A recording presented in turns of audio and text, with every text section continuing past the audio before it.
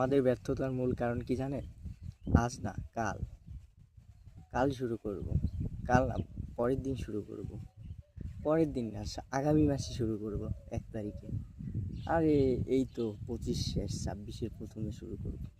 এরকম করতে করতে মাস যায়, বছর যায়, বছরের পর বছর যায়। যারা শুরু করতে পারে, যারা চেষ্টা করে, যারা লেগে থাকে, তারাই একদিন সফল হয়।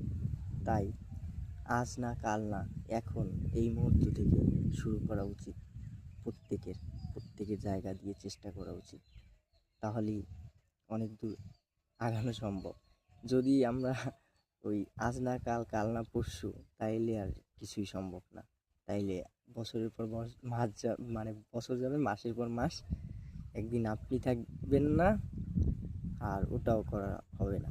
আসলে শুরু করাটাই ইম্পর্টেন্ট, শুরু করাটাই সফলতার প্রথম ধাপ।